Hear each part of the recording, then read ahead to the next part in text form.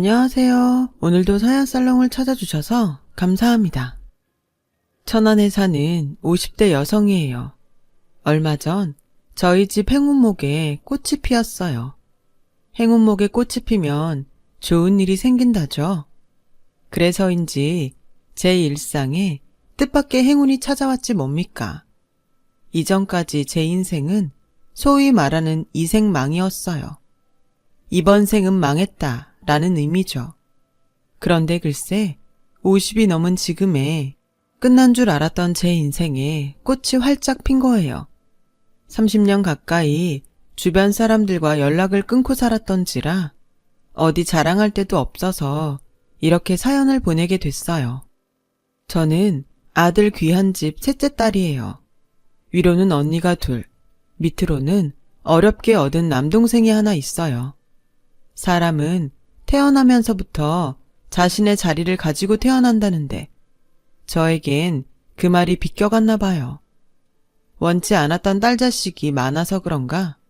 첫째도 아니고 둘째도 아닌 셋째인 저는 가족들의 관심을 받지 못했어요. 집안 어른들도 제 이름을 기억하는 사람이 없을 정도였죠. 네가 영철이냐 셋째냐 넷째냐? 이름이 뭐였더라? 경순이? 아니지, 정순이던가? 뭐더라? 뭐였는데? 대략 이런 식이었어요. 제가 정은이라고 말씀드려도 결국은 예, 아니면 너로 부르시더군요. 아니, 제대로 불러주지도 않을 거면서 이름은 뭐하러 물어본대요? 사람 괜히 서운하게 말이에요. 집안에서 관심받지 못하던 저는 밖에서도 투명인간 같았어요. 그렇다 보니 어느 순간부터 사람들한테 주목받는 게 오히려 더 부담스럽고 불편하게 느껴지더라고요. 그런데 20살 무렵 그런 저를 세상 누구보다 소중히 아껴주는 사람을 만나게 된 거예요. 바로 지금의 제 남편이죠. 남편과 저는 같은 직장에서 만났어요. 4살 위 남편은 샵 매니저였고 저는 갓 입사한 신입 판매사원이었어요. 사회생활이 처음이라 모든 게 낯설고 미숙해서 실수도 많았던 저를 남편이 곁에서 많이 도와주었어요. 그런데 그 친절이 마냥 좋은 것만은 아니었어요. 왜냐고요? 좀 불편한 구석이 있었거든요. 남편은 처음 본 그날부터 줄곧 제게 마치 최면을 거는 것처럼 정은 씨 남편감은 바로 나야 라고 헛소리를 해댔거든요. 처음엔 그 말을 듣고 이 사람 머리가 돈 게 아닐까 생각했죠. 그런데 자주 그 말을 듣다 보니까 어느 순간 나 이러다 정말 이 남자랑 결혼하게 되는 게 아닐까 하는 생각을 하게 되더라고요. 지금 생각해보면 미친 짓이었지만요. 나중에 물어보니 남편은 처음부터 제가 자기 마음에 쏙 들었대요. 그래서 다른 남자 직원들이 채가지 못하게 미리 바리케이트를 친 거고요. 무모한 것 같았던 남편의 그런 노력은 얼마 뒤 빛을 발하게 되었어요. 고작 20살에 남자를 한 번도 사귀어 본 적 없던 저는 남편이 베푸는 일방적인 호의에 무방비 상태였어요. 넉넉하지 않은 집안에서 형제들에 치여서 사소한 것도 제대로 누려보지 못한 저로서는 특히나 더 그랬죠. 편의점에서 파는 슬러시도 남편 덕에 처음 먹어봤고 KFC에서 파는 주먹만한 비스켓도 남편이 사줘서 처음 먹어봤어요. 노래방도 그렇고요. 당시 서울의 노래방은 성신여대에 1호점이 생기고 이후 신촌 독수리 빌딩 근처에 2호점이 생겼는데 다행히 저희가 일하던 매장이 이대에 있어서 오픈날 남편 손에 이끌려 노래방에 가보게 되었어요. 난생 처음 보는 신문물을 경험하러 온 사람들로 노래방 안은 인산인해였죠. 초창기 노래방은 500원짜리 동전을 넣고 한 곡씩 부르는 시스템이었어요. 요즘 유행하는 코인 노래방처럼요. 지금처럼 푹신한 소파도 아닌 다리 긴 목욕탕 의자에 앉아서 노래를 불렀더랬죠. 남편은 당시 유행하던 이범학의 이별 아닌 이별을 멋지게 불러 제꼈어요. 평소와 다른 남편의 모습에 살짝 놀란 저는 남편이 노래를 부르는 모습을 보곤 반하고 말았죠. 이날을 위해 휴일까지 바꿔가며 저와 노래방을 찾았던 남편은 작정한 듯 연달아 5곡이나 불렀어요. 그리곤 노래를 너무 불러 목이 마르다며 근처 호프집으로 저를 데려갔죠. 근처 연대생들이 주로 오는 곳이라 과 점퍼를 입은 학생들이 많았어요. 그 사이에 자리를 잡고 앉은 우리는 대학생들의 대화 속에 흘러나온 MT며 과대, 레포트 같은 용어들에 잔뜩 주눅이 들었던 기억이 나네요. 둘 다 고등학교를 졸업하고 바로 사회생활을 시작했던 터라 비슷한 또래들이 즐기는 캠퍼스 생활이 내심 부럽고 셈이 났거든요. 그 열등감 때문에 술에 더 취했는지 모르겠네요. 그날 남편은 술이 잔뜩 취해서 몸도 가누지 못했어요. 날은 춥고 술에 취한 남편은 무겁고 이러지도 저러지도 못하던 저는 생각도 못해 근처 여관으로 남편을 끌고 갔어요. 술에 취한 남편을 눕혀놓고 바로 나올 생각이었죠. 그런데 침대에 눕히고 돌아서려는데 남편이 저를 불러 세우지 않겠어요? 아니, 무슨 여자가 겁도 없이 남자랑 여관을 들어와? 정은 씨, 그렇게 안 봤는데 까졌네? 원래 이런 사람이었어? 남편 말에 억울했던 저는 필사적으로 손사래를 치며 항변했어요. 그게 아니라 매니저님이 취해서 몸도 못 가누고 집도 모르는데 어떡해요. 그렇다고 우리 집에 데려갈 수도 없고 그리고 나 아무 짓도 안 했어요. 그냥 눕혀놓고 나가려던 참이에요. 그러자 남편은 억울한 마음에 울상이 된 저를 향해 심각한 표정을 짓더니 에이, 이렇게 된 이상 어쩔 수 없네. 이참에 둘이 사귀는 수밖에. 네? 그게 무슨 말도 안 되는 소리예요. 내가 왜 매니저님이랑 사귀어요. 싫어요. 전 매니저님처럼 여자한테 예쁜 남자는 딱 질색이라고요. 그러니까 그런 소리 말아요. 그러자 남편은 정색을 하며 말했어요. 아니, 누가 예쁜 남자라는 거야? 내가 얼마나 한결같은 남잔데? 나처럼 일편단심인 사람이 어딨다고. 나 정은 씨 말고 눈길 준 사람 없어. 못 믿겠으면 매장 가서 사람들한테 다 물어봐. 오늘만 해도 그래. 내가 정은 씨랑 만나러 나오려고 몇 명한테나 휴무 바꿔달라고 부탁했는지 알아? 자그마치 3명이야. 그런 정성도 모르고 어떻게 그러냐? 난 처음부터 정은 씨 하나만 봤어. 한눈에 내 짝이라고 생각했거든. 이건 농담 아니고 진심이야. 정은 씨, 그러지 말고 나랑 사귀자. 응? 지금 같으면 여들의 삶은 호박에 이도 안 들어갈 소리 같겠지만 그땐 어리고 순진해서 그 말에 넘어가고 말았어요. 나 좋다는 사람 정성을 생각해서라도 한번 만나보고 결정하자 싶었거든요. 그래서 남편과의 연애를 시작했어요. 남편이 직장 매니저다 보니 일적으로 많이 덕을 보게 되었어요. 저 편한 날에 휴무도 잡아주고 영업 외에 까대기 일도 빠질 수 있었죠. 그렇게 2년 넘게 비밀 사내 연애를 하던 우리는 남편이 다른 매장으로 스카우트 되면서 위기를 맞았어요. 눈에서 멀어지면 마음에서 멀어진다고 회사를 옮기고부터는 남편은 연락도 뜸하고 전처럼 살갑지 않았거든요. 그래서 이 남자가 나한테 벌써 질렸나 했는데 글쎄 느닷없이 프로포즈를 하지 뭐예요. 정은 씨도 알다시피 내가 형제가 좀 많아. 5남매 중 장남이거든. 시골에서 농사 짓고 계신 부모님의 줄줄이 달린 동생들까지 다 내가 책임져야 하는 식구들이야. 사실 부모님이 내 결혼을 서두르셔. 아무래도 내가 빨리 결혼해서 자리를 잡아야 장남 몫을 제대로 할 테니까. 그래서 정말 고민 많이 했어. 내 주제에 정은 씨한테 이런 말 해도 되나 싶어서 말이야.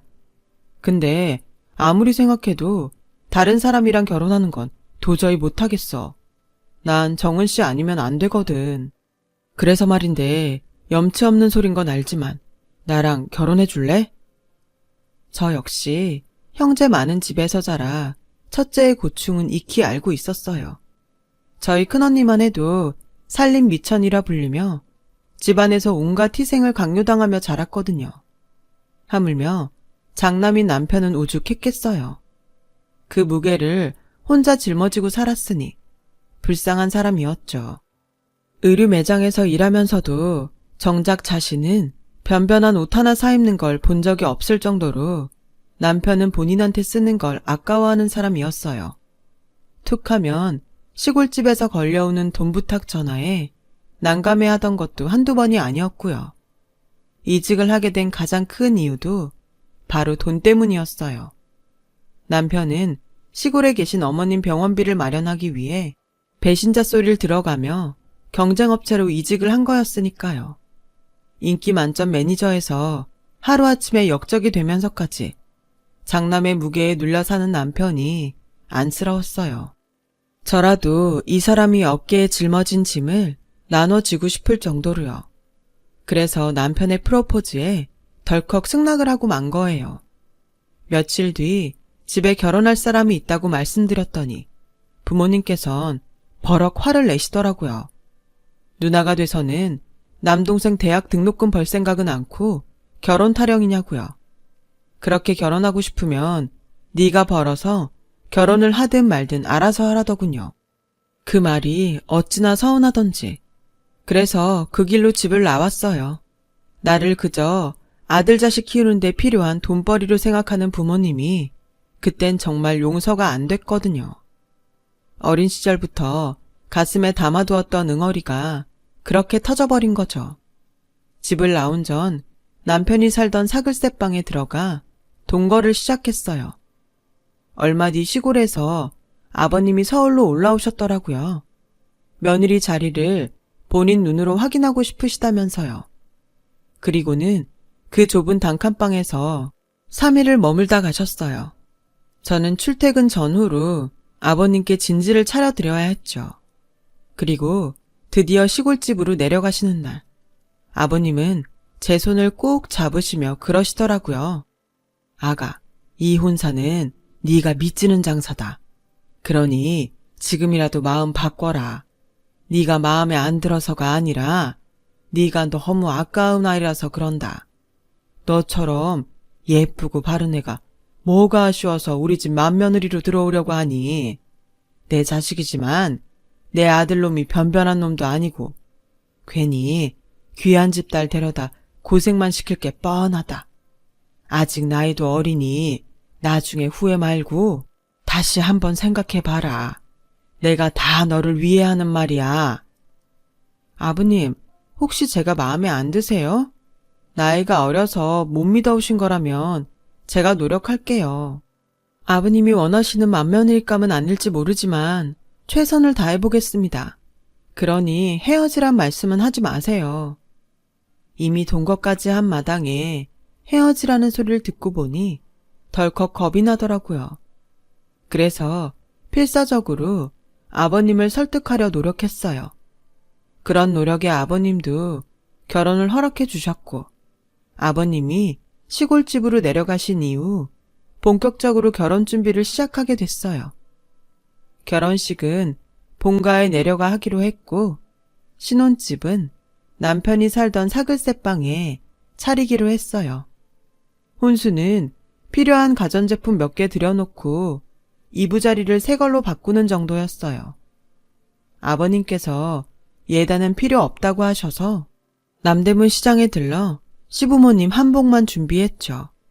결혼식이 임박하도록 저희 친정에서는 여전히 제 결혼을 반대했어요. 사실 반대가 아닌 방관에 가까웠죠. 남동생이 고3이라 대입 학력고사를 준비하고 있어서 부모님은 애 공부에 방해된다고 집에도 오지 말라고 하셨거든요. 결국 친정 부모님한테 제대로 결혼 허락도 못 받은 채 식을 올리게 되었어요. 결혼식을 시댁이 있는 시골집에서 전통혼례로 치르기로 해서 엄마는 남동생을 챙기느라 못 오시고 아빠랑 큰언니만 참석을 했어요. 언니는 시댁을 둘러보더니 한숨을 쉬더군요. 사실 저도 울고 싶은 심정이었죠. 쓰러져가는 오막살이에 흥분의 식구처럼 방마다 주렁주렁 아이들이 들어 앉아 있었거든요. 형편이 어렵다는 건 알았지만 이렇게 찢어지게 가난한 줄은 몰랐어요. 하지만 그보다 더 놀랐던 건 남편의 형제들이었어요. 남편이 제게 자신을 오남매 중 장남이라고 했는데 가보니 글쎄 형제가 넷이나 더 있더라고요. 총 9남매였어요. 여기저기서 뛰어나오는 시누이들과 시동생들 때문에 정신이 없었어요. 그제야 왜 아버님이 저한테 결혼을 다시 생각해보라고 하셨는지 이유를 알 것 같더라고요. 게다가 시어머님이 워낙 욕심이 많고 게으른 분이시라 집안일에 손도 까딱 안 하셨고 시누이들도 제가 시댁에 갈 때마다 평소 자신들이 하던 집안일도 제게 떠넘기기 바빴어요. 시댁에서 제 편은 아버님 뿐이었어요. 아버님은 아침부터 허리 한번 못 펴는 저를 보시곤 시누이들을 혼내셨어요. 그 모습을 본 시어머니는 벌써부터 시아버님을 꼬드겨 시누이를 잡는다며 볼멘 소리를 하셨죠. 억울하긴 했지만 이런 게 시집살이구나 하면서 참아 넘겼어요. 그 후로 30년 가깝게 형제 많은 집 맏며느리로 살아오면서 결혼 이듬해 세상을 떠나신 시어머니 대신 그 많은 시누이들과 시동생 시집 장가를 보냈지만 형제들 누구 하나 저에게 벗어난 짝 사주는 사람이 없었어요. 의례 맏며느리가 해야 할 몫인 것처럼 받아들이는 분위기였죠. 처음부터 바라고 한 일은 아니었지만 고맙다는 말 한마디 안 하는 모습에 점점 정이 떨어졌어요. 그런데 그 정점을 찍는 일이 벌어지고 만 거예요. 아버님이 밭일을 하시다 중풍으로 쓰러지시자 형제들이 하나같이 아버님 수발을 제게 떠넘기지 뭐예요? 그간 아버님과의 정을 생각해서라도 제가 병수발을 들 생각이었지만 그래도 엄연히 자신들 부모인데 피 한 방울 안 섞인 저한테 당연한 듯 떠넘기는 건 말이 안 되죠. 그래서 다들 모인 자리에서 한마디를 했더니 글쎄 언니 솔직히 언니가 우리 집에 와서 한 게 뭐 있다고 그래요? 큰오빠랑 언닌 서울에 산다는 핑계로 명절이나 제사 때나 집에 왔었지. 언제 시집살이라도 한 번 한 적 있어요? 언니처럼 편하게 살아온 여자가 또 어디 있다고 생색은? 누가 보면 언니가 우리 식구 먹여 살린 줄 알겠네요. 둘째 시누이가 눈을 흘기며 그러더군요. 맞아요. 저는 그동안 서울에서 사느라 시골에 계신 시아버님을 제대로 돌봐드린 적이 없어요. 옷가게 운영하며 집안 살림하는 것도 힘든데 본가를 떠나 서울로 올라온 8이나 되는 시동생들까지 챙기느라 여력이 없었거든요. 자기도 결혼 전까지 우리 집에서 5년을 살아놓곤 저런 소리를 하네요. 그때였죠. 철없는 막내 시동생이 킬킬대며 그러더라고요. 그러니까 처음부터 은숙 누나랑 결혼했으면 좋았잖아? 그 누난 집도 부자라서 이럴 때 아빠 간병인도 턱턱 붙여줬을 텐데. 형, 이제라도 형수 버리고 은숙 누나랑 재혼하지 그래? 그 누나 혼자라던데? 막내 시동생의 철없는 말에 집안의 정적이 감돌았어요. 그런데 이상한 건 남편의 눈빛이 미묘하게 떨리더란 거예요. 마치 뭔가 감추고 있는 사람처럼요. 수십 년을 한 입을 덮고 산 제가 그걸 놓칠 리 없었죠. 그 일이 있고 며칠 뒤 저는 아버님 병상에 간병인을 붙여놓고 남편의 뒤를 밟았어요.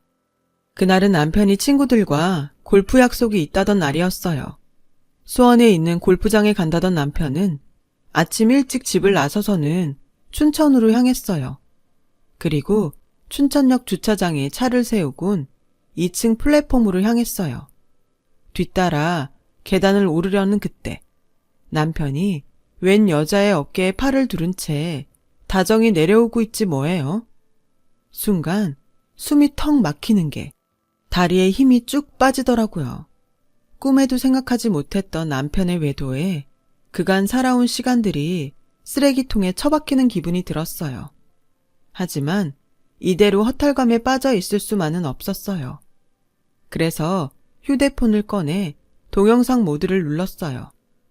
그날 남편은 그 여자와 함께 1000평대 밀대를 돌며 연인들처럼 데이트를 즐기더군요. 그리고는 시내 닭갈비집에 들러 늦은 점심을 먹곤 인적 드문 곳에 위치한 모텔에 들어갔어요. 하루 종일 저를 태우고 남편의 뒤를 밟아주었던 택시 기사님은 이참에 안까지 쫓아 들어가 증거를 잡자며 마치 자신의 일처럼 나서주었어요. 하지만 그러고 싶지 않더라고요. 그 더러운 사진 한 장 찍겠다고 내 마지막 자존심까지 버리고 싶진 않았으니까요. 그래서 그 길로 차를 돌려 아버님이 계신 병원으로 갔어요. 집엔 아이들이 있어서 제대로 울 수 없었거든요. 그땐 그저 마음 놓고 울 장소가 필요했어요. 그래서 아버님이 계신 병원으로 택한 거였죠. 거기선 펑펑 운다 한들 사람들이 이상하게 보진 않으니까요. 아버님 침상에 얼굴을 묻고 한참을 울었어요. 그러다 문득 아이처럼 곤히 잠들어 계신 아버님을 보자 오래전 그날 아버님께서 하셨던 말씀이 문득 떠오르더라고요. 지금이라도 늦지 않았으니 결혼을 다시 생각해보라던 그 말씀이요. 아버님, 그때 아버님 말씀을 따를 걸 그랬나 봐요. 그랬다면 이렇게 가슴에 한이 맺히진 않았을 거예요. 오늘 그이가 여자와 함께 있는 걸 봤어요. 저와 있을 땐 볼 수 없었던 환한 얼굴로 여자를 보며 웃더라고요. 30년 가까이 맏며느리로 살면서 한순간도 행복하지 않았다면 거짓말일 거예요. 그런데요, 아버님, 기억이 안 나요. 제가 정말 행복하긴 했는지 어쩜 이렇게 하나도 기억이 안 날까요? 어떡하죠, 아버님? 저 이제 못하겠어요. 그렇게 아버님 침상에 얼굴을 묻고 펑펑 울고 있는데 남편한테 전화가 왔더라고요. 시간이 몇 시인데 여자가 집 밖에서 뭘 하냐고요. 그 말을 들으니 머리 끝까지 화가 나더라고요. 자기는 지 아버지 병원엔 찾아올 생각도 않으면서 아침부터 여자랑 놀고 다니면서 어떻게 나한테 저런 소리를 할까 기가 막혔죠. 헤어질 때 헤어지더라도 추하게 끝내지 말자 싶어 참으려 했는데 불난 집에 그 인간이 기름을 부은 거였어요. 그래서 전화를 끊고는 바로 업체를 수소문해서 남편과 아까 그 여자에 대해 알아봐달라고 했어요. 간통죄도 폐지된 마당에 두 인간을 간통으로 쳐넣을 순 없지만 일단은 증거를 잡아놓고 법적으로 하든 주먹으로 하든 해야 할 것 같아서요. 그리고 보름여 뒤 업체에서 연락이 왔더라고요. 그런데 글쎄 업체에서 알려준 그 여자의 이름이 바로 지난번 막내 시동생이 말했던 그 은숙이란 여자더라고요. 4년 전쯤 남편과 사별하고 혼자 살고 있었어요. 그런데 남편과 다시 만난 시점이 그 여자 남편이 살아있다던 7년 전쯤이더라고요. 둘 다 가정을 둔 상태에 불륜을 저지른 거였죠. 그런데 웃긴 건 이 사실을 몇몇 시동생과 시누이들도 알고 있더란 거예요. 남편 형제들과도 함께 만나 여행도 다니고 했더라고요. 아주 쓰레기 같은 것들이 꼴값을 떨고 있었던 거죠. 그래놓고 지 아빠는 나몰라라 하고 저한테 떠넘겼다니 정말 인간 같지도 않은 것들이었죠. 그래서 이것들을 불러 결판을 내려 했는데 그때 병원에서 전화가 왔더라고요. 아버님이 위급하시단 얘기를 듣고 저는 정신없이 병원으로 달려갔어요. 병실에 들어가 보니 아버님은 산소 호흡기에 의지한 채 거친 숨을 몰아쉬고 계셨어요. 아버님, 저 왔어요. 눈 좀 떠보세요. 제 목소리를 듣자 아버님은 희미하게 눈을 뜨셨어요. 그리곤 눈물을 주르르 흘리셨죠. 잠시 뒤 아버님 몸이 푹 꺼지더니 그대로 세상을 떠나셨어요. 아버님 손에 얼굴을 묻고 한참을 울고 있는데 뒤늦게 남편과 형제들이 달려왔어요. 시동생과 시누이들은 아버님이 운명하셨다는 얘기를 접하곤 바로 허탈해 하더라고요. 이때까지만 해도 저는 이들이 아버님 임종을 못 지킨 게 안타까워 그러는 줄 알았어요. 그런데 장례식 중에 친척들 얘기를 들어보니 그게 아니었더라고요. 제가 남편의 외도 사실을 알고 아버님 병실을 찾아 울던 그때 아버님은 눈을 감은 채 제 얘기를 듣고 계셨던 모양이에요. 다음 날 당숙을 불러 당신 앞으로 된 땅과 집, 선상까지 제 앞으로 돌려주라고 하셨다더군요.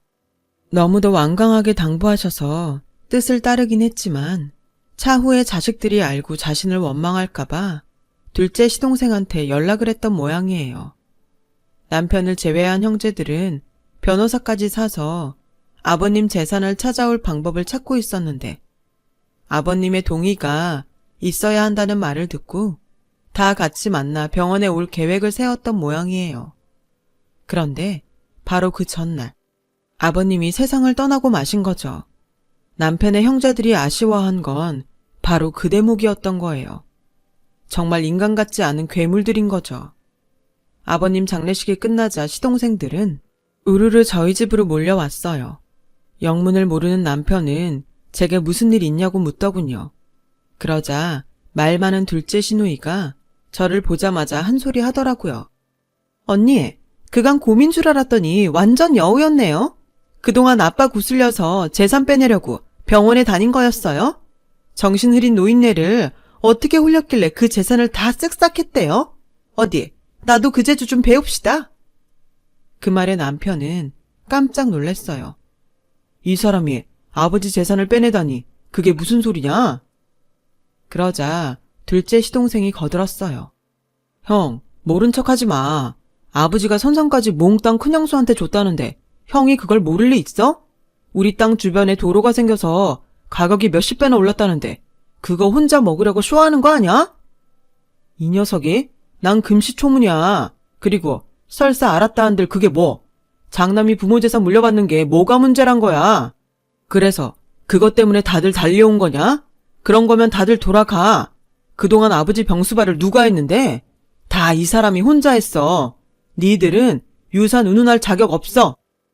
남편은 마치 그 재산이 자기 것이 된 것처럼 신이 나서 떠들어댔어요. 그 말에 순간 발끈하더라고요. 그래서 확실히 하자 싶었죠. 당신이 맞는 말 할 때도 있네. 그래, 아버님 병수발은 내가 다 했지. 그래서 아버님이 전 재산을 나한테 다 물려주신 거고. 근데 당신이 왜 좋아해? 당신 것도 아닌데. 들었잖아, 나한테 주셨다고. 그리고 아가씨, 누가 정신이 흐려요? 아버님이 반신불수긴 하셨어도 정신은 또렷하셨어요. 하긴 아버님이 병원에 입원하신 지가 언젠데 한 번도 찾아뵌 적이 없으니 모르지. 왜? 변호사가 심신미약으로 몰아서 제가 받은 유산 뺏어준다 그래요? 그래서 다들 몰려와서 이 난리를 치는 거냐고요. 근데 소용없어요. 이미 땅 문서엔 제 도장이 찍혔고 난 당신들한테 10원 한 장 줄 생각 없으니까. 그리고 당신도 잘 들어. 거기엔 당신 목도 없어. 첫사랑 못 잊어서 나 몰래 바람까지 핀 주제에 어디서 숟가락을 꼽아? 넌 유책 배우자로 나한테 이혼당할 준비나 제대로 하라고. 그리고 당신이 그토록 사랑한 그 은숙 씨도 소장 받을 준비하라고 해. 내가 위자료 청구 소송할 거니까. 뭘 그렇게 놀라? 내가 모르는 줄 알았니? 인간아, 손바닥으로 하늘을 가려라. 네가 더러운 짓거리 하고 다니는 거 평생 감출 수 있을 줄 알았니? 네 동생들도 다 똑같아. 병든 아버지는 나한테 맡겨두고 지 오빠 불륜너랑 희희낙낙 잘도 놀고 다니더라. 시아버님이 당숙한테 그러셨다더라. 당신이 자식을 키운 게 아니라 짐승을 키우신 것 같다고. 그래서 니네 형제들한텐 한 푼도 남겨주지 않으시겠다고. 되먹지도 않은 작것들 같으니라고. 그러자 납작 엎드려도 모자랄 남편이 얼굴을 붉히며 버럭 질렀어요. 이놈의 여편 내가 미쳤나? 누구 맘대로 네가 내 아버지 재산을 먹어. 그리고 나 은숙이 좀 만났다. 그게 뭐? 처가라고 하나 있는 게 사위 위할 줄은 아나 돈이 있길 아나? 비빌 언덕도 안 되는데 내가 그런 집 딸인 너한테 정이 들겠냐? 솔직히 처음부터 너한텐 정도 없었어. 애가 순진하고 착한 것 같아서 종갓집 며느리로 부려먹기 좋겠다 싶어서 널 고른 거야. 적어도 재산은 잘 지내줄 것 같았으니까. 친정에서도 내쳐진 게 어디서 큰 소리는? 지 부모한테도 사랑 못 받은 년이 누구한텐 사랑받겠냐? 주제도 모르고 까불지 말고 알아서 쥐 죽은 듯 살아. 뚫린 입이라고 잘도 떠들더라고요. 내가 왜 사랑을 못 받아? 널 낳아준 네 아버진 니들 구남매보다 내가 더 좋으시다더라. 오죽하면 니들 몰래 숨겨둔 땅이며 선상까지 다 나한테 주셨겠니? 아픈 부모 찾지 않는 자식 새끼들보단 당신한테 애틋한 며느리가 100배 1000배 낫다고. 땅이고 선산이고 다 나한테 주신 거 보면 몰라? 이래도 내가 사랑을 못 받았니? 기왕 이렇게 다들 모였으니 확실히 해야겠다. 나 너랑 더는 안 살아. 이혼할 거라고. 그리고 니들 어머님 대신 내가 니들 결혼식까지 치러주고 혼수며 예단까지 해준 거 기억은 하니? 나 그 고생을 하고도 이날 이때까지 니들한테 버선 한 짝 받은 거 없어. 버선은 무슨 고맙다는 말도 못 들었어. 그러고도 니들이 사람 새끼니? 하긴 부모가 쓰러졌다는데 코빼기도 안 보이는 것들인데 말해 뭐해? 그래서 니들한테는 일말의 동전도 아깝다는 생각이 들어서 그간 니들이 나한테 빼간 거 다 돌려받아야겠어. 그러니까 잘들 들어. 둘째, 셋째 도련님 장가 갈 때 나한테 전세금조로 돈 빌려갔었죠? 둘째가 3천, 셋째가 5천. 그거 당장 갚아요. 그리고 둘째, 셋째, 다섯째 아가씨는 혼수 준비하면서 가전제품이며 이불 세트, 신혼여행 항공권까지 내 카드로 긁은 거 기억하죠? 결혼한 지가 언젠데 갚을 생각을 안 해. 내 돈이 당신들 쌈짓돈인 줄 알아요? 당신들이 당신들 오빠 동생이지 내 동생들은 아닌 거잖아. 내가 시간 지났다고 잊을 거라 생각하는 모양인데 어쩌지? 내가 다른 건 몰라도 장부기재는 기가 막히게 하는 편이라서 말이야. 20살 무렵 당신들 오빠한테 죽어라 배운 덕에 누락 없는 장부기재. 그게 내 특기거든. 장부에 다 적어놨으니까 하루 속히 상환하도록 해요. 곧 남이 될 사이니까. 다들 각자 빌려간 돈, 카드값 이달 말까지 내 계좌로 입금해요. 저는 할 말을 마치고 방으로 들어가 문을 닫았어요. 제가 방으로 들어온 뒤에도 거실에선 남편과 형제들이 고성을 지르며 서로들 싸우더라고요. 그러거나 말거나 이젠 저와는 상관없는 인간들이니 알 바 아니죠. 얼마 뒤 저는 남편과 이혼을 했고 아버님이 주신 땅 중 가격이 많이 오른 일부를 팔아서 천안에다 아이들과 살 집을 마련했어요.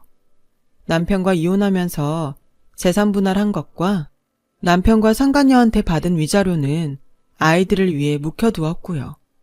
그동안 남편 형제들한테 빌려준 돈과 카드값은 다달이 분할 상환해서 받고 있어요. 남의 돈 쓸 때는 하찮은 돈처럼 생각하더니 갚으려니 그게 얼마나 큰 돈인지 실감이 가는 모양이에요. 매달 제 날짜에 붙이는 적이 없을 정도로 말이죠. 그리고 아버님 제사는 매년 저와 아이들이 지내고 있어요. 누구도 제 아버지 제사를 지내겠다는 인간들이 없었거든요. 차라리 잘 됐죠. 이렇게라도 감사한 마음을 전할 수 있게 됐으니까요. 한때는 내가 내 가족한테 사랑받지 못해서 타인에게도 사랑받지 못한 게 아닐까 생각했던 적도 있어요.